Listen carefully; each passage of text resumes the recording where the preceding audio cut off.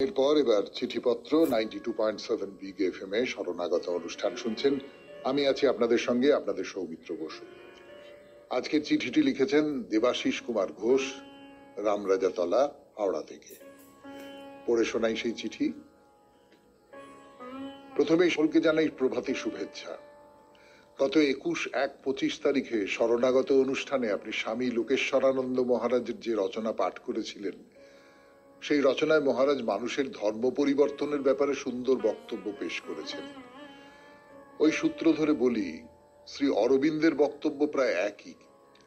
কেউ একজন শ্রী অরবিন্দকে প্রশ্ন করেছিলেন যে কেউ কি তার নিজের ধর্ম বা ধর্মাচার ত্যাগ করে অন্য ধর্ম গ্রহণ করতে পারে। তার উত্তরে শ্রী অরবিন্দ বলেছিলেন, কেউ কোনো একটি ধর্মের আকার বা ধর্ম মত বা ধর্ম ব্যবস্থাকে মেনে নিতে বাধ্য নয়, তবে সে যদি কোনো বাহ্য কারণের দ্বারা চালিত হয়ে তার নিজের ধর্মকে পরিত্যাগ করে অন্য ধর্ম গ্রহণ করে, তার অর্থ হলো অন্তরের দিক থেকে তার কোনো ধর্ম নেই। পুরাতন বা নতুন দুটি ধর্মই তার কাছে নিছক শূন্য মাত্র। শ্রী অরবিন্দের এই বক্তব্য আমাদের মনে করিয়ে দেয় কবিগুরু রচিত গান্ধারীর আবেদনে ধর্ম সম্বন্ধে গান্ধারীর উচ্চারিত কথাগুলি। একথা ঠিক যে কোনো কিছুর বিনিময়েই অন্তরের ধর্মকে পরিত্যাগ করা যায় না। ধর্মের বাহ্য আকার আসল সত্য নয়, অন্তরের সত্য ধর্মই বড়। তাকে আশ্রয় করে যিনি বাঁচেন, তার কাছে সব ধর্মমতই সমান মূল্যবান, কারণ সব ধর্মই সেই পরমের কথা বলে, যিনি পূর্ণ, যিনি সত্য এবং যিনি সব রকম ক্ষুদ্রতার সংকীর্ণতার ঊর্ধ্বে বিরাজ করেন। এই সত্য ধর্ম মানুষকে আলো দেখায়, তার অন্ধকার পথ চলার দিশারি হয়, সব ক্ষুদ্রতা আচার বিচারের ঊর্ধ্বে তাকে তুলে ধরে, তাকে শেখায় পরমত সহিষ্ণু হতে, স্বার্থপরতার ঊর্ধ্বে উঠে সকলে মিলে একসঙ্গে পথ চলতে। চিঠি এখানেই শেষ করলাম। নমস্কারান্তে, দেবাশিস কুমার ঘোষ, রামরাজাতলা, হাওড়া। খুব চমৎকার চিঠি, তাতে নিশ্চয়ই কেউ কোনো সন্দেহ করবেন না, খুব ভালো চিঠি। এবং সত্যি সত্যি ধর্ম মানে তো তাই, মানে ধর্মের একটা বাইরের আবরণ আছে, তাতে করে হয়তো হিন্দু ধর্ম, ইসলাম ধর্ম, বৌদ্ধ ধর্ম, খ্রিস্টান ধর্ম, তার মধ্যে কতগুলো তফাতের জায়গা তৈরি হয়। কিন্তু ভেতরে ভেতরে সব ধর্মই যে মোটামুটি এক, অন্তত পরস্পরের সঙ্গে পরস্পরের যে গভীর যোগ আছে, সেটা আমরা সকলেই জানি, বলি। তা সত্ত্বেও ধর্ম নিয়ে হানাহানি করি, তা কি করা যাবে। কিন্তু এই যে বলছেন যে হ্যাঁ, আমি যদি ধর্মের ভেতরের মানেটা বুঝতে পারি, তাহলে সে ধর্ম পরিত্যাগ করে যাওয়ার কোনো মানে হয় না। আর কোনো বাইরের স্বার্থে আমি ধর্ম ত্যাগ করলাম, আমি কাউকে ভালোবাসি, তাকে বিয়ে করবার জন্য আমি ধর্ম ত্যাগ করলাম, আমি ধর্ম ত্যাগ করলে আমার জীবনে উন্নতি হবে এই জন্য আমি ধর্ম ত্যাগ করলাম, সেটা যারা করেন তারা ধর্মহীন মানুষ। এই কথাটাই বলতে চেয়েছেন নিশ্চয়ই। আপনাকে অনেক ধন্যবাদ এমন একটা সুন্দর চিঠি পাঠাবার জন্য।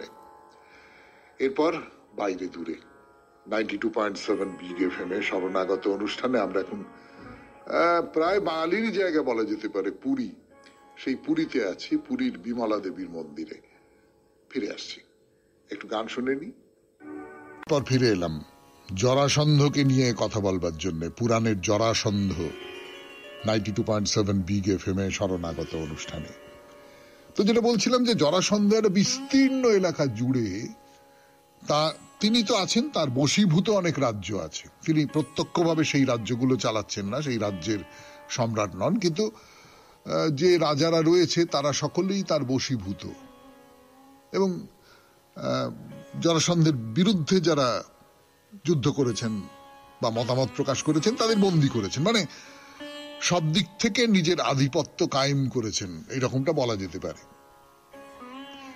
এই যে জরাসন্ধের মিত্র গোষ্ঠী যারা, তাদের মধ্যে প্রথমেই যার নাম করতে হবে তিনি হচ্ছেন মথুরা সুরসেন অঞ্চলের রাজা ভোজরাজ কংস রাজা। এবং তার কিভাবে জন্ম হয়েছিল তার সঙ্গে জরাসন্ধের একটা যোগ আছে, মানে পরোক্ষ যোগ বলতে পারেন, কিন্তু একটা যোগ আছে। বলি আপনাদের, কংস, তার বাবার নাম হচ্ছে উগ্রসেন, ভোজরাজ উগ্রসেন। কিন্তু এই যে উগ্রসেন, কংস কিন্তু তার বৈধ পুত্র নন। মানে তখনকার দিনে ক্ষেত্রজ পুত্র বলে একটা কথা ছিল, ক্ষেত্রজ পুত্র। আসলে সৌভপতি দ্রুমিল, তার ঔরসে উগ্রসেনের পত্নী পদ্মাবতীর গর্ভে কংসের জন্ম হয়েছিল। উগ্রসেনের নিজের সন্তান কংস নন। ক্ষেত্র মানে হচ্ছে নারীকে ক্ষেত্র হিসেবে ধরা হয়, বৃষ্টিকে পুরুষ হিসেবে ধরা হয়, বা পুরুষকে বৃষ্টি হিসেবে ধরা হয়। তো এখানে উগ্রসেনের পত্নী পদ্মাবতী গর্ভে দ্রুমিলের ঔরসে কংসের জন্ম হয়। তো সৌভদেশ বলতে প্রাচীনকালে যমুনা থেকে সিন্ধু নদ পর্যন্ত বিস্তৃত একটা ভূখণ্ডকে বোঝায়। ঐতিহাসিকভাবে সৌভের সঙ্গে মৎস্য দেশ, মানে এখন রাজস্থানের আলোয়ার বলে যে ওই অঞ্চলটা, সেই অঞ্চলের খুব ভালো সম্পর্ক ছিল। আর মৎস্য দেশে বাস করতেন জরাসন্ধের আত্মীয় স্বজনরা। তো ফলে জরাসন্ধের একটা প্রভাব এর উপরে ছিল। আবার এই দ্রুমিলের ঔরসজাত পুত্র কংস, যিনি ভবিষ্যতে মথুরা সুরসেন অঞ্চলে জরাসন্ধের প্রতিনিধি হয়ে উঠবেন, এর ভিতরেও কোথাও একটা জরাসন্ধের প্রেরণা আছে। মোট কথা যেটা, সেটা হচ্ছে জরাসন্ধ সমস্ত উত্তর মধ্য পূর্ব ভারতে তার যে অধিকার, তার যে একাধিপত্য, সেইটা স্থাপন করতে পেরেছিলেন। শুধু একটা জায়গা ছাড়া, সেটা হচ্ছে যমুনার তীর, মথুরা সুরসেন, মথুরা সুরসেন অঞ্চল। সেখানে বাস করতেন যাদবেরা। এই যাদবদের তিনি কিছুতেই কবজা করতে পারেননি। আসলে এই যে মগধের সঙ্গে যাদবদের সঙ্গে জরাসন্ধের শত্রুতাটা বহু পুরনো। জরাসন্ধের যিনি ঠাকুরদা, তিনি হচ্ছেন উপরিচর বসু। একসময় চেদি থেকে যাদবদের সরিয়ে নিজের রাজ্য প্রতিষ্ঠা করেছিলেন। তারপর থেকেই যাদবদের সঙ্গে এদের একটা ঝগড়াঝাঁটি, একটা রাগারাগির, অসন্তোষের ব্যাপার রয়েছে। শুনছেন পুরাণ চিরন্তন, জরাসন্ধের কথা, 92.7 বিগ FM এ শরণাগত অনুষ্ঠানে। গানের পর 92.7 বিগ FM এ শরণাগত অনুষ্ঠান শুনছেন। তো এই যে উপরিচর বলে যে রাজার কথা বললাম, এই উপরিচর রাজার সম্পর্কে একটা কথা আছে, সেটা বলি আপনাদের, মজা লাগবে শুনতে। এই উপরিচর রাজা নাকি আকাশে উঠে যেতে পারতেন, এবং সেই জন্যই তাকে বলা হয় উপরিচর, চৈদ্য উপরিচর বলা হয়। না, আকাশে উঠে যেতে পারতেন এটা ঐতিহাসিক দিক থেকে, বাস্তব দিক থেকে খুব সত্য বলে মনে হয় না। আসলে যেটা, এই চৈদ্য রাজার উপরে তিনি চড়াও হয়েছিলেন, চৈদ্য রাজার উপরে উঠে বসেছিলেন উপরিচর, মানে চৈদ্য রাজাকে পরাজিত করেছিলেন। তো এইটার সূত্র ধরে নাম হচ্ছে উপরিচর। তো এই যে হেরে যাওয়াটা, এই হেরে যাওয়ার দুঃখটা যাদবরা ভুলতে পারছে না। সেই থেকেই তারা পথ খুঁজছিল কিভাবে এই উপরিচর বসু মহারাজকে জব্দ করা যায়। কিন্তু জব্দ তো দূরের কথা, তার বদলে তার ছেলে বৃহদ্রথ, তার ছেলে জরাসন্ধ এমন শক্তিমান হয়ে উঠলেন যে তখন যাদবরা নিজেদের রাজ্য কি করে সামলাবে সেইটাই বুঝতে পারছে না। তো অনেক যাদব তারা বলল যে না, ঝগড়াঝাঁটি করে লাভ নেই, ওই জরাসন্ধের দলে যাওয়াটাই ভালো। কিন্তু তার কারণটা কি? আসলে এইখানে জরাসন্ধ যে কেবলমাত্র খুব শক্তিমান রাজা ছিলেন, তার সৈন্য সামন্ত, তার নিজের শক্তি, এই সমস্ত না। আমি বলেছিলাম এর আগে জরাসন্ধ সম্পর্কে বলতে গিয়ে যে জরাসন্ধ কিন্তু খুব কূটবুদ্ধির মানুষও ছিলেন। সেই কূটবুদ্ধির পরিচয়টা কি? জরাসন্ধের দুটি মেয়ে ছিল, অস্থি আর প্রাপ্তি, এই দুটি মেয়ে। জরাসন্ধ নিজের এই মেয়ে দুটিকে দান করলেন কংসের হাতে। আসলে কংস যে রাজ্যটা পেয়েছিলেন তার পেছনে খানিকটা জরাসন্ধের হাত ছিল। কেননা এর আগে মথুরার রাজা যিনি ছিলেন উগ্রসেন, এই উগ্রসেন হচ্ছেন যাদবদের লোক। যাদবরা উগ্রসেনকে পছন্দ করতেন, এবং যাদবরা কিন্তু জরাসন্ধকে পছন্দ করে না। অর্থাৎ জরাসন্ধের শত্রুপক্ষের কোন একজন লোক হচ্ছে উগ্রসেন। সে সিংহাসনে বসেছে। এবার তাকে সরিয়ে তার যে ছেলে তার স্ত্রীর মানে তার গর্ভে জন্ম হয়নি এইরকম,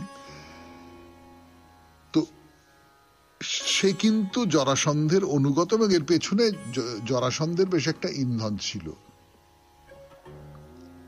মগধরাজ জরাসন্ধের মদতেই এটা হতে পেরেছিল, এটা হরিবংশে স্পষ্ট করে বলা আছে।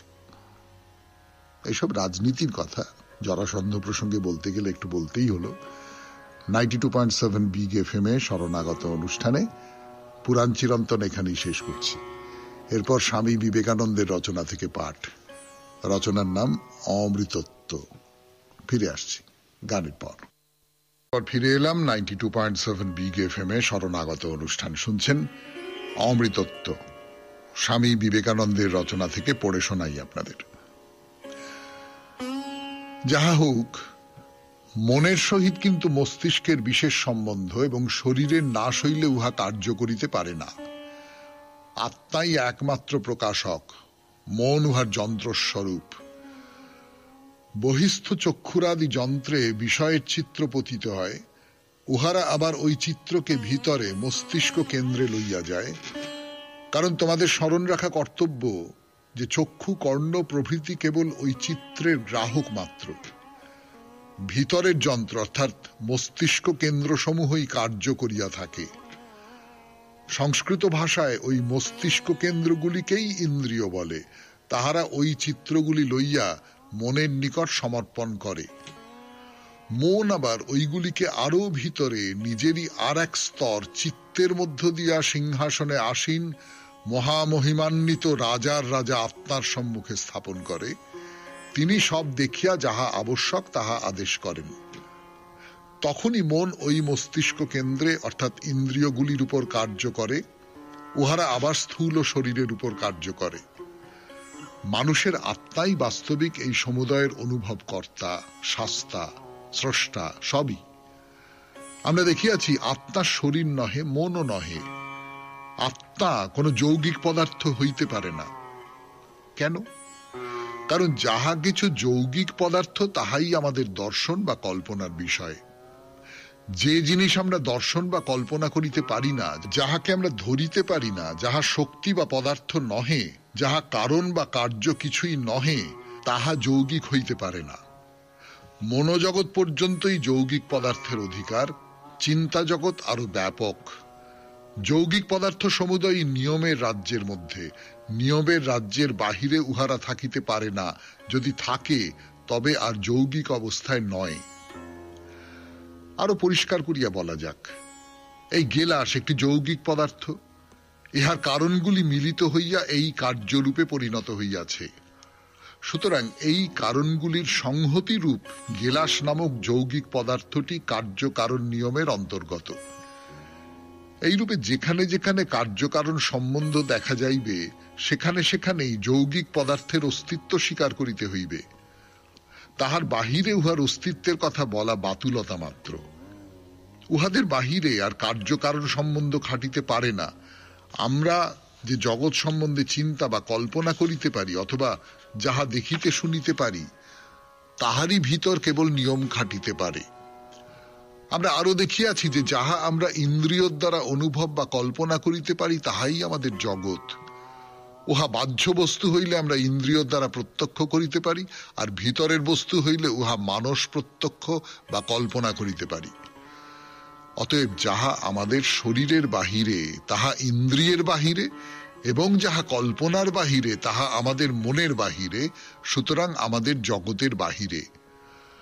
অতএব কার্যকারণ সম্বন্ধের বাহিরে স্বাধীন শাস্তা আত্মা রহিয়াছেন, এবং এই আত্মা কার্যকারণ নিয়মের অন্তর্গত সবকিছু শাসন করিতেছেন। এই আত্মা নিয়মের অতীত, সুতরাং অবশ্যই তিনি মুক্ত স্বভাব। তিনি কোনরূপ মিশ্রণোৎপন্ন পদার্থ হইতে পারেন না, অতএব বা কোনো কারণের কার্য হইতে পারেন না। তাহার কখনো বিনাশ হইতে পারে না, কারণ বিনাশ অর্থে কোনো যৌগিক পদার্থের স্বীয় মৌলিক উপাদানে প্রত্যাবর্তন। সুতরাং যাহা কখনো সংযোগোৎপন্ন ছিল না তাহা বিনাশ হইবে কি রূপে? তাহার মৃত্যু হয় বা বিনাশ হয় এরূপ বলা নিছক প্রলাপোক্তি। শুনলেন স্বামী বিবেকানন্দের রচনা থেকে পাঠ। 92.7 বিগ এফএম এ শরণাগত অনুষ্ঠানে এইবার গানের পর কথামৃত। কথামৃত থেকে পাঠ 92.7 বিগ এফএম এ শরণাগত অনুষ্ঠান শুনছেন। আমি আছি আপনাদের সঙ্গে, আপনাদের সৌমিত্র বসু। ঠাকুরের কথা বলছি আপনাদের, ঠাকুর শ্রী রামকৃষ্ণ পরমহংসদেবের কথা কতদিন ধরে বলছি। হয়তো এক কথা বারবার করে বলছি, কিন্তু বারবার করে শুনতেও ভালো লাগে। ভালো লাগে কেন? আমার নিজের মনে হয় দুটো কারণে ভালো লাগে। একটা হচ্ছে যে তিনি খুব তত্ত্ব কথা বলছেন না, কিন্তু মানে তত্ত্ব কথাই বলছেন, কিন্তু সেই তত্ত্ব কথাটা যে খুব একটা আমার ধরা ছোঁয়ার বাইরে দিয়ে কোনো একটা চলে যাচ্ছে, জটিল সমস্ত ব্যাপার স্যাপার ইত্যাদি ইত্যাদি, আমার মন বিমুখ হয়ে যাচ্ছে, মনে হচ্ছে না না এটা এটা এই আমি কি বুঝবো, এসব আমি বুঝতে পারবো না, এইরকমটা নয়।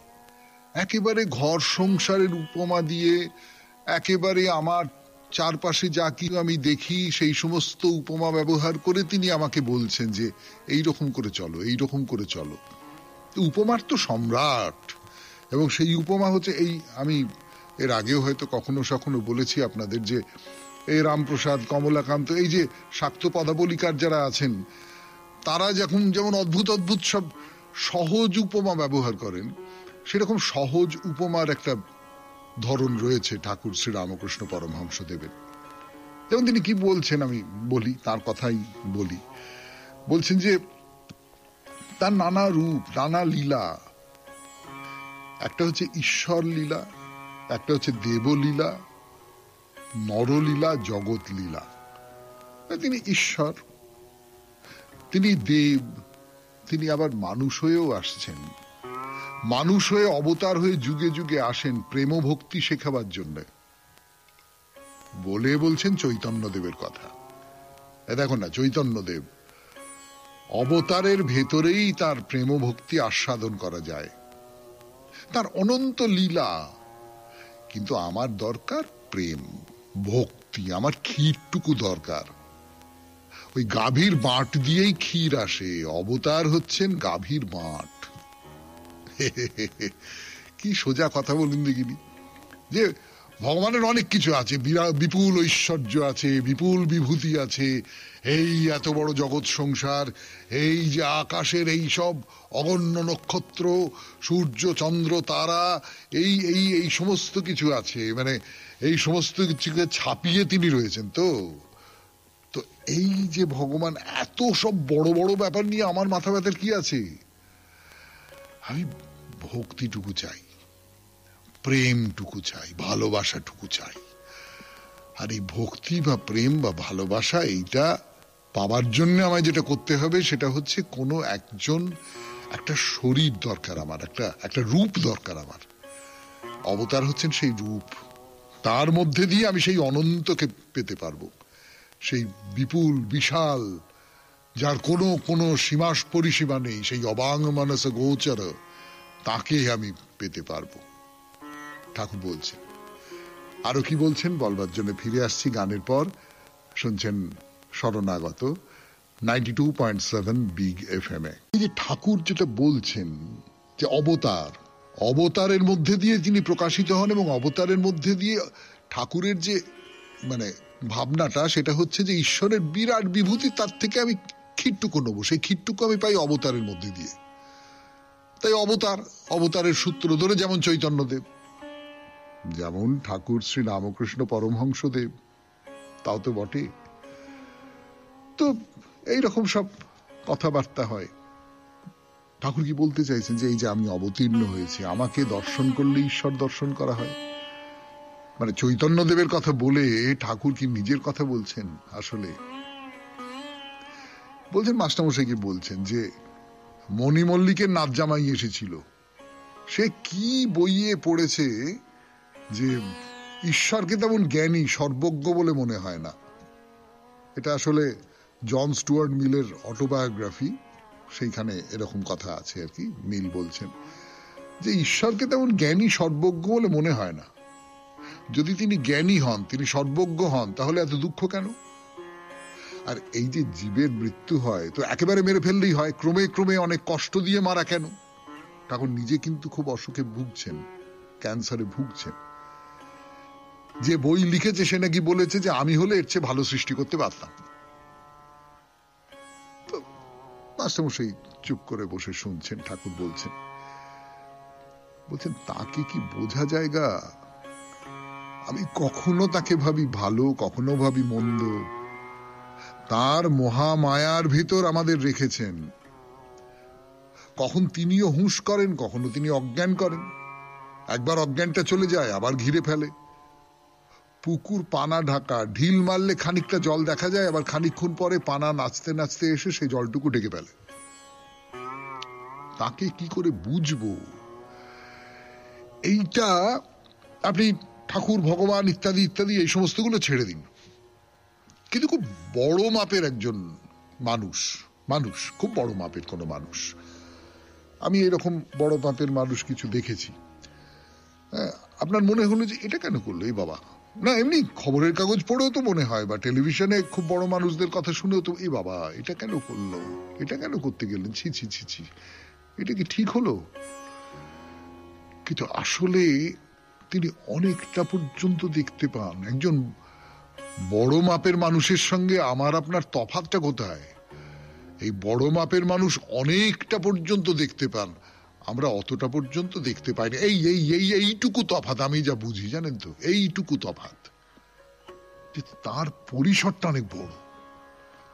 আমি যখন আমার কোনো একটা ছোট্ট ব্যাপার নিয়ে খুব কাতর হয়ে পড়েছি, খুব ছটফট করছি, তখন সেই মানুষটি সেই ঘটনাটাকেই দেখছেন একটা বিশাল পরিসরের মধ্যে রেখে। তার ফলে সেই ঘটনাটার যে আঘাত, সেই আঘাতটা কমে যাচ্ছে। তো ঠাকুর বলছেন যে ওই রকম করে তিনি কি করেন না করেন আমার অত জানবার দরকার কি গা। আমি ধরে নিই তিনি যা করছেন মঙ্গলের জন্য করছেন, যা করছেন ভালোর জন্য করছেন, সবকিছু করছেন, ব্যাস হয়ে গেল। আসলে যতক্ষণ দেহ বুদ্ধি ততক্ষণই সুখ দুঃখ, জন্ম মৃত্যু, রোগ শোক দেহেরই, এই সব আত্মার নয়। দেহের মৃত্যুর পর তিনি হয়তো ভালো জায়গায় নিয়ে যাচ্ছেন, যেমন প্রসব বেদনার পর সন্তান লাভ। কি ভালো কথা না? কোন একটা বড় জায়গায় যাবার আগে দুঃখ পেতে হবে। আত্মজ্ঞান হলে সুখ দুঃখ জন্ম মৃত্যু স্বপ্নবৎ বোধ হয়। আমরা কি বুঝবো? 100 ঘটিতে কি 10 দুধ ধরে? নুনের পুতুল সমুদ্র মাপতে গিয়ে আর খবর দেয় না, গলে মিশে যায়। শুনলেন কথামৃত থেকে পাঠ, 92.7 বিগ FM এ শরণাগত অনুষ্ঠানে স্বামী লোকেশ্বরানন্দের রচনা থেকে পাঠ। দুঃখ এবং সুখের সংজ্ঞা দেওয়া সত্যিই বড় কঠিন। তবে বলা হয় দুটি বস্তুত এক অনুভূতি, যা কিছু পার্থক্য তা কেবল দৃষ্টিভঙ্গির। এক অবস্থায় যা দুঃখদায়ক, ভিন্ন পরিস্থিতিতে সেটি হয়তো সুখের কারণ হয়ে দাঁড়ায়। এটি দার্শনিক কুটকচালির বেশ ভালো একটা বিষয় হতে পারে। তবে আসল কথা এই, আমি আমার কাম্য বস্তুটি পেতে চাই, আর সেটি পেলেই আমি সুখী। যেন তেন প্রকারেণ সুখী হওয়াই আমার লক্ষ্য। কিন্তু মনে করুন আমি ভুল করে কিছু চেয়ে বসলাম এবং সে বস্তুটি পাওয়ার পর দেখলাম যা ভেবেছিলাম তার উল্টো হলো। ভাগ্যের পরিহাসে সুখটা দুঃখে পরিণত হয়ে গেল। এটা হামেশা ঘটে। যা চাই তা ভুল করে চাই, পাওয়ার পর শুরু হয় অনুতাপ। সুখ দুঃখ এমন ভাবে হাত ধরাধরি করে থাকে, এমন ভাবে পরস্পরকে অনুসরণ করে যে কোথায় একটির শুরু আর কোথায় যে অন্যটির শেষ তা বলা বড় শক্ত। দার্শনিকেরা বোধহয় এই জন্যই বলে থাকেন সুখ আর দুঃখ মূলত একই বস্তু। যারা জ্ঞানী তারা সবকিছুই সহজভাবে গ্রহণ করেন। প্রত্যাশা অনুযায়ী হলো কি হলো না সেসব নিয়ে অত মাথা ঘামান না। ভালো হলে ভালো, সুখী হন তারা। তবে প্রাপ্ত বস্তুগুলি যথার্থই ভালো কিনা তা তারা প্রথমে যাচাই করে দেখেন। কিভাবে যাচাই করেন? বস্তুর বাইরেটা দেখে নয়, তার অন্তর্নিহিত গুণাগুণগুলি পরীক্ষা করে দেখেন। তারা দেখেন তাদের লক্ষ্যে পৌঁছানোর প্রচেষ্টায় তারা সহায়ক হবে কি না। তাদের জীবনের নির্দিষ্ট একটা লক্ষ্য আছে, সেই লক্ষ্যে পৌঁছানোর জন্য যে কোনো স্বার্থ ত্যাগ করতে তারা প্রস্তুত, দরকার হলে নিদারুণ দুঃখকে বরণ করতেও তারা রাজি। প্রকৃত সুখ সেটাই যাকে কষ্টের মূল্যে অর্জন করতে হয়, যার জন্য কোনো কষ্ট স্বীকার করতে হয়নি, অযোগ্যতা সত্ত্বেও অপ্রত্যাশিতভাবে যা এসেছে অথবা কারো অনুগ্রহে যা পাওয়া গেছে। মানুষ সে সুখকে গুরুত্ব দেয় না বললেই চলে। সুখ আমাদের সকলেরই অভিপ্রেত, যদি সে সুখের সঙ্গে সম্মান জড়িত থাকে, যদি তা আমাদের আত্মশ্রদ্ধা বাড়ায়, আরাম ও আয়েশের জীবনকে উপেক্ষা করার শক্তি যে আমাদের আছে তা প্রমাণিত হয়। দুঃখ সর্বদাই কাম্য, যদি লক্ষ্যে পৌঁছানোর পথে তা আমাদের সহায়ক হয়। কিন্তু যার জীবনে কোনো লক্ষ্যই নেই, সে যদি শুধু সুখভোগের জন্যই বেঁচে থাকে, তাহলে দোষ কি? সে জীবন অগৌরবের। যে জীবন সম্মান বয়ে আনে না, তা জীবনই না। তাছাড়া যদি কেউ অবিমিশ্র সুখের সন্ধানে ফেরেন, তো শীঘ্রই তিনি বুঝবেন দুঃখ ছাড়া সুখের কোনো অস্তিত্বই নেই। এ আকাশ কুসুম কল্পনা। বুঝবেন সুখের ছদ্মবেশে দুঃখ আসে। কেন মানুষ এভারেস্টের চূড়ায় উঠতে চেষ্টা করে? কেন মানুষ দক্ষিণ মেরুতে একাকী থাকার প্রয়াসী হয়? কেন মানুষ আরব মরুভূমিতে একলা পরিভ্রমণ করে? প্রতিটি ক্ষেত্রেই অমানুষিক কষ্ট স্বীকার করতে হয় এদের। জীবনের ঝুঁকির কথা না হয় ছেড়েই দিলাম, কিন্তু কেন এরা সহজ সুখ ও স্বাচ্ছন্দ্যের নিরাপদ জীবনকে ঘৃণা করে বিপদকে বরণ করেন? জীবনে কেউ কেউ যেমন শারীরিক বিপদের ঝুঁকি নেন, কেউ কেউ আবার তেমনি মানসিক বিপদেরও ঝুঁকি নিয়ে থাকেন। কেন কিছু মানুষ কোনো আদর্শ অনুসরণের জন্য গৃহত্যাগ করে? সব ছেড়ে কেন হিমালয়ে চলে যান তারা, যেখানে চারপাশে শুধুই বরফ, জনমানবের চিহ্ন নেই কোথাও? তারা হয়তো উলঙ্গ থাকেন, খাদ্য বলতে কটা চাপাটি। আপনি গেলে তারা হয়তো আপনার সঙ্গে দেখাই করবেন না, কিন্তু একবার তাদের সান্নিধ্য পেলে দেখবেন যে আনন্দ, যে শান্তি তাদের মধ্য থেকে বিচ্ছুরিত হচ্ছে, তার কোনো তুলনাই হয় না। তা আপনাকে অভিভূত করবে। সুখকে প্রত্যাখ্যান করে দুঃখকেই তো বরণ করেছেন তারা। তাহলে এই দিব্য শান্তি, এই আনন্দের অধিকারী তারা কেমন করে হলেন?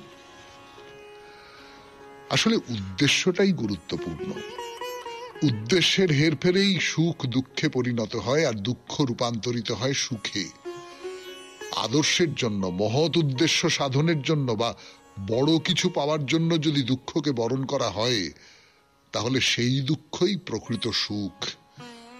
আবার কেবল সুখভোগই যদি উদ্দেশ্য হয়, পরিণামে তা দুঃখ ডেকে আনবে।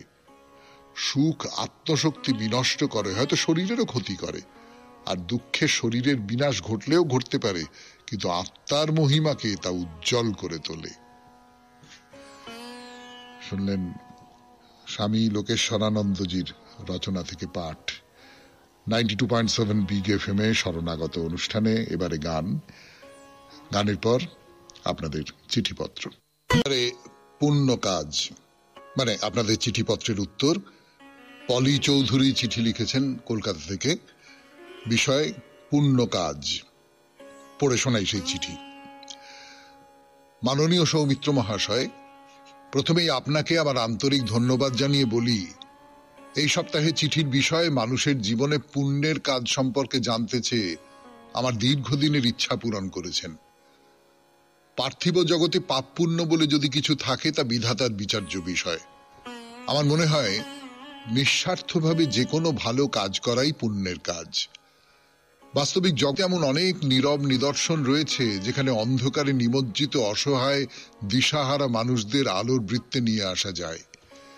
একটি ব্যক্তিগত অভিজ্ঞতা তুলে ধরছি। 1997 সালের কথা। আমার বাড়িতে পরিচারিকার কাজ করতেন একজন মহিলা। ওর বাড়িতে অসুস্থ স্বামীর চিকিৎসা ও একমাত্র মেয়েকে লেখাপড়া শিখিয়ে স্বাবলম্বী করে তোলার আশায় 5-6 বাড়ি বিরামহীনভাবে কাজ করতেন। ওর এই অক্লান্ত পরিশ্রম দেখে ওর মেয়ের লেখাপড়ার দায়িত্ব নিলাম আমি। 4র্থ শ্রেণীতে পড়া শান্ত চেহারার মেয়েটির নাম ঝুমুর। সে লেখাপড়ায় ভালো ছিল। প্রাথমিকের পড়াশোনা শেষ করে উচ্চ বিদ্যালয়ে 5ম শ্রেণীতে ভর্তি হলো। দিনগুলো বাদল হাওয়ার মতো হু হু করে কেটে যেতে লাগলো। দেখতে দেখতে মাধ্যমিক পরীক্ষার দিন চলে এলো। সেই সময় যথাসাধ্য ওদের পাশে থাকার চেষ্টা করেছি। ঝুমুরের মাকে কাজ থেকে ছুটি দেওয়া, ঝুমুরকে পড়াশোনায় সাহায্য করা ইত্যাদি। তারপর যখন ফলাফল প্রকাশের দিন জানতে পারলাম ঝুমুর মাধ্যমিকে ফার্স্ট ডিভিশনে পাশ করেছে, সেদিন আমার আনন্দের সীমা ছিল না।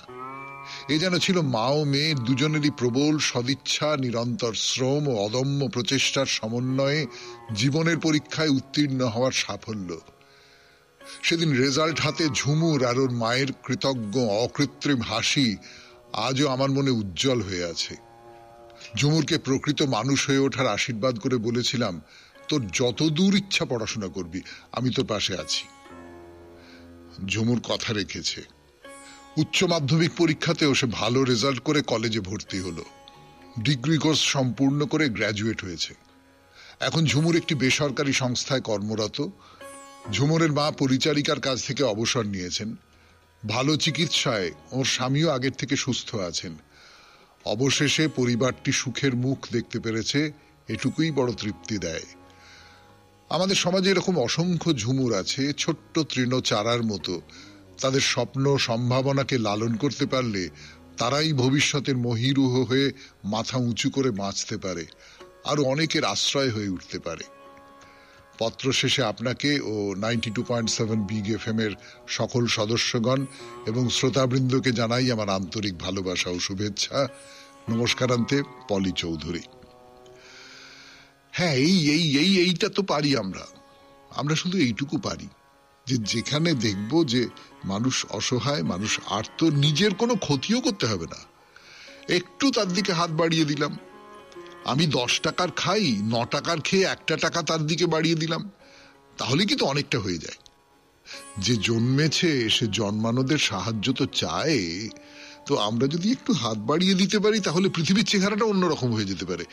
একটি ঝুমুর আরো অসংখ্য ঝুমুর হয়ে উঠতে পারে, তাই না? শুধু নিজেকে নিয়ে মত্ত না থেকে, আপনারা নিশ্চয়ই তাই থাকেন না, কিন্তু একটু যদি বাইরের পৃথিবীর দিকে তাকানো যায় তাহলে বড় ভালো হয় না? শুনলেন পলি চৌধুরীর এই চমৎকার চিঠিটি। এরপরে গানের পরে মহাপুরুষের কথা। 92.7 বিগ এফএম এ শরণাগত অনুষ্ঠানে মোজেসের কথা বলছিলাম আপনাদের, আরো বলবো। এবার মোজেসের কথা, মহাপুরুষের কথায় মোজেসকে নিয়ে কথা বলছিলাম। ইহুদিদের নিয়ে মিশর থেকে ফেরাওকে এড়িয়ে তারা প্যালেস্টাইনের দিকে যাচ্ছেন। তো যাওয়ার পথে নানান রকমের বাধা পড়ছে। সেই বাধা ফেরাওয়ের সৈন্যরা তাড়া করে এসেছে, তাদের কিভাবে আটকানো হলো। তারপর যেতে যেতে যেতে যেতে যেতে যেতে সমুদ্র পার হয়ে চলে গেলেন মোজেস, সেই সমুদ্রের জলে ভেসে গেল ফেরাওয়ের সৈন্যরা। তারপরে মরুভূমি পড়ল, সেই মরুভূমির মধ্যে প্রচন্ড তৃষ্ণা, প্রচন্ড কষ্ট, ক্ষুধা, সেই সমস্ত থেকে কিভাবে তারা উদ্ধার পেলেন, এবং উদ্ধার পেলেন জেহোভার দয়াতে, জেহোভার কৃপাতে। তো এরম করতে করতে করতে করতে মোজেস সম্পর্কে যেরম হয় না, মানে রবীন্দ্রনাথের শিশু তীর্থ বলে একটা কবিতা আছে, দেখবেন তার মধ্যে ওই একটা যাত্রা চলেছে, সেই যাত্রার মধ্যে খানিকটা দূর যাবার পর যখন দিশা পাওয়া যাচ্ছে না, তীর্থযাত্রা, তখন কিছু কিছু মানুষের মনে নানা রকম সংশয় দেখা দেয়। তখন তারা নেতাকে আক্রমণ করতে থাকে, বলে তুমি আমাদের ভুল পথে টেনে নিয়ে এসেছো, এরকম তো হয়। তো মোজেসকেও সেই রকম বিরুদ্ধতার মুখোমুখি হতে হয়েছিল, কিন্তু শেষ পর্যন্ত মোজেস জেহোভার দয়ায় সেই সব কিছুর থেকে বেরিয়ে আসতে পারলেন। মরুভূমিতেও তৃষ্ণার জল পাওয়া গেল, ক্ষুধার খাবার পাওয়া গেল, এই সমস্ত কিছু।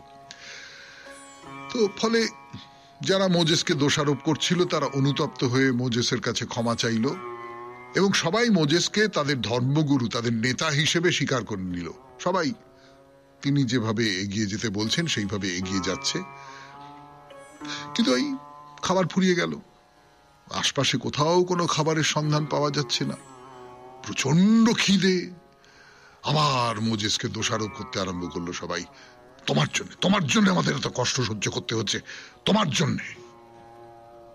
তা মোজেস হাত তুলে দাঁড়ালেন, বললেন যে তোমার মনে হচ্ছে আমাদের ঈশ্বর জেহোভার কথা তোমরা ভুলে গিয়েছ। তিনি ফারাওকে তোমাদের দেশ ত্যাগ করবার অনুমতি দিতে বাধ্য করেছেন। তিনি সমুদ্রকে দ্বিধা বিভক্ত করেছেন, সৈন্যদের হাত থেকে তোমাদের রক্ষা করেছেন, তোমাদের তৃষ্ণা মেটানোর জন্য পানীয় জলের ব্যবস্থা করেছেন। তবু তোমরা তার শক্তিতে সন্দেহ প্রকাশ করছো। মোজেসের কথা শেষ হতে না হতেই কোথা থেকে সেখানে অসংখ্য পাখি উড়ে এসেছে। ইহুদিরা তখন সেই পাখিগুলোকে মারছে, পাখির মাংস খাচ্ছে। আর কারুর মনে কোনো সংশয় নেই, মোজেসই তাদের অবিসংবাদিত নেতা। তো সবাই একসঙ্গে শপথ করলো যে হ্যাঁ, এই মোজেসকে আমরা সমস্ত আদেশ তার মেনে নেব। এই যে কাহিনী, আখ্যান, এই আখ্যানের মধ্যে দিয়ে কোথাও একটা ভক্তির কথাই তো বলা হচ্ছে, যে জিহোবার কাছে, বা যিনি জিহোবার আদেশে তোমাকে নিয়ে যাচ্ছেন, তোমার গুরু, সেই গুরুর কাছে আত্মসমর্পণ করো। সেই গুরুকে তুমি যাচাই করে নাও, যেমন এই ইহুদিরা যাচাই করে নিচ্ছেন। কিন্তু যাচাই করে নিয়ে তারপরে গুরুকে অনুসরণ করো। গুরু যা বলছেন শোনো, গুরুর কাছে নিজেকে সমর্পণ করে দাও, এবং সেই গুরুর কাছে যে নিজেকে সমর্পণ করছো তার সূত্র ধরে তুমি ঈশ্বরের কাছে নিজেকে সমর্পণ করে দাও। এই কথাটাই আমরা শ্রী রামকৃষ্ণ পরমহংসদেবের কথামৃতে শুনি না? তো যাই হোক, মোজেস নিয়ে যাচ্ছেন, ইহুদিদের নিয়ে যাচ্ছেন বলে এফিতিম বলে একটা জায়গা, নির্জন প্রান্তর। হ্যাঁ, সেইখানে শিকার করে সেগুলোর মাংস খাদ্যরূপে গ্রহণ করা হলো। চারদিকে ধু ধু করছে বালি, মাঝে মাঝে ছোট ছোট পাহাড়, কোথাও কোনো পানীয় জল নেই। সকলে অবাক, এই কোথায় এসেছি আমরা? জল নেই, খাবার নেই, এখানে তো তিলে তিলে মরতে হবে। তা ইহুদিদের মনের কথা তো বুঝতে পেরেছেন মোজেস। তার মনে হলো, কাদের নেতা আমি, কাদের নেতা? স্বাধীন জীবনের সামান্যতম অসুবিধে সহ্য করতে পারছে না, অথচ যুগ যুগ ধরে দাসত্বকে মুখ বুজে মেনে নিয়েছে। এইটা হচ্ছে একটা খুব গুরুত্বপূর্ণ কথা, যে আপনি যদি স্বাধীন হতে চান, যে স্বাধীনতা আপনাকে সামাজিকতার যে সামাজিক নিয়ম কানুন, রাষ্ট্রের নিয়ম কানুন এর নিগড় থেকে আপনাকে মুক্ত করে দেবে, তার কতগুলো বিপদ আছে, তার কতগুলো কষ্ট আছে, তার কতগুলো চ্যালেঞ্জ আছে। সেইটা কিন্তু আপনাকে মেনে নিতে হবে। 92.7 বিগ এফএম এ শরণাগত অনুষ্ঠানে শুনছেন মহাপুরুষের কথা। আরো কথা বলবো মোজেসের কথা, ফিরে আসছি গানের পর। শেষ করে কথা শুরু করছে আপনাদের সৌমিত্র বসু 92.7 বিগ এফএম এ শরণাগত অনুষ্ঠানে। তো মোজেস ভাবছেন যে এই কাদের নেতা হয়ে এসেছি আমি, কাদের নেতা? এরা সামান্যতম অসুবিধে সহ্য করতে পারে না, এদের নিয়ে আমি একটা নতুন জায়গায় যাব, নতুন একটা সমাজ গড়ব, নতুন একটা জায়গা তৈরি। তো জিহোভা তিনি মোজেসকে দেখা দিলেন, বললেন তুমি ধৈর্য হারিও না, যদি আমার নির্দেশ মেনে চলো তবে ইসরায়েলের সন্তান ইহুদি জাতি একদিন পৃথিবীর শ্রেষ্ঠ জাতিতে রূপান্তরিত হবে। এগিয়ে যাও, এগিয়ে যাও, এগিয়ে যাও। তো মোজেস আবার এগিয়ে যাচ্ছেন। যেতে যেতে যেতে যেতে যেতে যেতে একটা বড় পাহাড়ের সামনে এসে দাঁড়িয়েছেন। আবার জিহোবার নির্দেশ, সে একটা পাথর সরাতেই বেরিয়ে এলো স্বচ্ছ জলের একটা ঝর্ণা। তো সেখানে সকলেই একেবারে অঞ্জলি পেতে জল পান করলো। এই মোজেস সেখানে এসেছিলেন, তার খুব কাছাকাছি প্যালেস্তাইনে তখন বাস করে আমালেক নামে একটা উপজাতি সম্প্রদায়। তো নতুন একদল মানুষ ঢুকছে আমাদের জায়গায়, স্বভাবতই কি কারা এরা, কোথা থেকে আসছে, কি ব্যাপার, হ্যাঁ যুদ্ধ করতে হবে, তাদের আটকাতে হবে। আর অন্যদিকে ইহুদিরা দীর্ঘ পথ পার হয়ে এসেছে, ক্লান্ত, পরিশ্রান্ত, অবসন্ন। তো তারা মোজেসকে বলল যে এই যুদ্ধে তো আমরা নিশ্চিতভাবে হেরে যাব, এখানে না চলো আমরা অন্য কোথাও যাই, চলো অন্য কোথাও। তো মোজেস বললেন যে না না না, তোমরা অকারণে ভয় পাচ্ছ। জিহোভার নির্দেশ, ঈশ্বরের ইচ্ছে, এই প্যালেস্তাইনেই আমাদের বাসভূমি গড়ে উঠবে, আর এই যুদ্ধে আমাদের জয় হবেই হবে। তো মোজেস বললেন যে ওই যে যারা আমাদের আক্রমণ করতে আসছে, আমালেকদের সঙ্গে আমাদের যুদ্ধ করতে হবে। পুরুষেরা সবাই একসঙ্গে এসো, যুদ্ধ করবো আমরা। তো যুদ্ধ পরিচালনার ভার কাকে দেওয়া যায়, কাকে দেওয়া যায়, কাকে দেওয়া যায়? জোশুয়া নামে একজন যুবক, খুব সাহসী, তাকে নেতা করা হলো। এই যুদ্ধ শুরু হয়ে গেল। নিজে মোজেস যুদ্ধে যোগ দিলেন। দেবতার নির্দেশে পাহাড়ের ওপরে উঠে তার হাতের দণ্ড আকাশের দিকে তুলে ধরলেন। যুদ্ধের প্রথম দিকে ইহুদিরা হেরে যাচ্ছে, পিছিয়ে যাচ্ছে, হেরে যাচ্ছে। কিন্তু মোজেস যখন তার দণ্ডটা আকাশের দিকে তুলে ধরলেন, যুদ্ধের গতি পাল্টে গেল।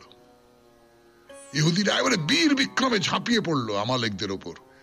সে প্রচন্ড বিক্রম সহ্য করতে না পেরে আমালেকরা একেবারে বিপর্যস্ত, বিধ্বস্ত হয়ে তারা পালিয়ে গেল। এই জিতে গেছি, আমরা জিতে গেছি। নতুন উদ্যমে তারা এগিয়ে চললো প্যালেস্তাইনের দিকে। পথে সিনাই বলে একটা পাহাড়, সেটা পড়লো। সেখানে খাবার জল আছে, গাছপালা প্রচুর আছে। তো মোজেস বললেন যে এইখানেই বরং আমরা তাঁবু খাটাই। তো সেই সময় মোজেসের শ্বশুর জেথ্রো তার স্ত্রী, 2 ছেলে আর সঙ্গী সাথীদের নিয়ে সেই পথ ধরে যাচ্ছিল। তো অপরিচিত বহু মানুষকে সেখানে দেখে প্রথমে তারা একটু ভয় পেয়ে গেল। কাছে আসতেই বুঝতে পারলো যে এরা দেশত্যাগ করেছে, ইহুদি জাতি। এবং এই জেথ্রো, সে তো মোজেসের শ্বশুর, সে চিনতে পারলো, মোজেসকে চিনতে পারলো যে আচ্ছা আচ্ছা, আমার জামাইয়ের নেতৃত্বে এরা এখানে বসতি স্থাপন করতে এসেছে।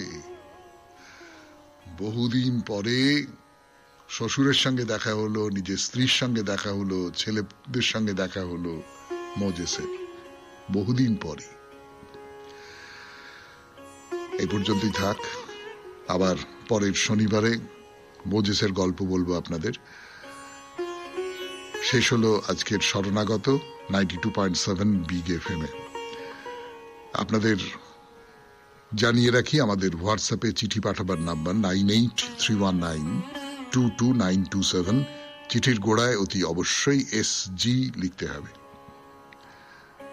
আর কি, সবাই খুব ভালো থাকবেন, আনন্দে থাকবেন। নমস্কার। এবার চিঠিপত্র 92.7 বিগ FM এ শরণাগত অনুষ্ঠান শুনছেন। আমি আছি আপনাদের সঙ্গে, আপনাদের সৌমিত্র বসু। আজকের চিঠিটি লিখেছেন দেবাশিস কুমার ঘোষ, রামরাজাতলা, হাওড়া থেকে। পড়ে শোনাই সেই চিঠি। প্রথমেই সকলকে জানাই প্রভাতী শুভেচ্ছা। গত 21/1/25 তারিখে শরণাগত অনুষ্ঠানে আপনি স্বামী লোকেশ্বরানন্দ মহারাজের যে রচনা পাঠ করেছিলেন, সেই রচনায় মহারাজ মানুষের ধর্ম পরিবর্তনের ব্যাপারে সুন্দর বক্তব্য পেশ করেছেন। ওই সূত্র ধরে বলি, শ্রী অরবিন্দের বক্তব্য প্রায় একই। কেউ একজন শ্রী অরবিন্দকে প্রশ্ন করেছিলেন যে কেউ কি তার নিজের ধর্ম বা ধর্মাচার ত্যাগ করে অন্য ধর্ম গ্রহণ